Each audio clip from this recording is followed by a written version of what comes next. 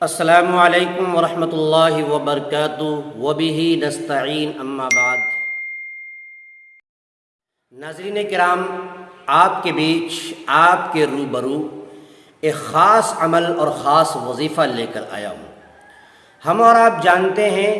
کہ ایک بہت ہی چھوٹا سا عمل ہے، یا وہاب یا وہاب یا وہاب۔ اللہ تبارک و تعالیٰ کے صفاتی ناموں میں سے ایک نام ہے یا وہاب۔ یہ بہت ہی پاورفل عمل ہے، بہت ہی زبردست عمل ہے، اور اللہ تبارک و تعالیٰ اس عمل کے کرنے والے کی زندگی کے اندر جس طریقے کی پریشانی آ رہی ہو، جیسی پریشانی لائق ہو، اللہ تبارک و تعالیٰ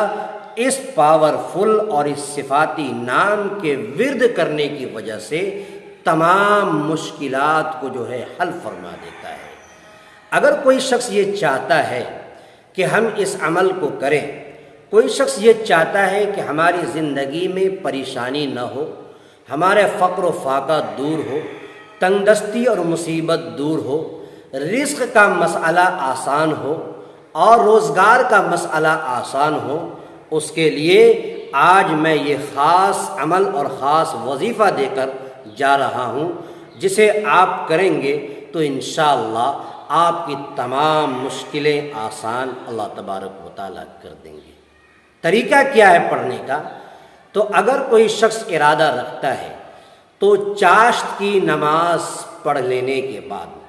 چاشت کی 4 رکعت نماز پڑھ لینے کے بعد فارغ ہو کر اسی جگہ پر بیٹھ کر اس عمل کو، یعنی یا وہاب یا وہاب یا وہاب کو 1300 مرتبہ اگر کوئی پڑھتا ہے اور یہ عمل 21 دن اگر کرتا ہے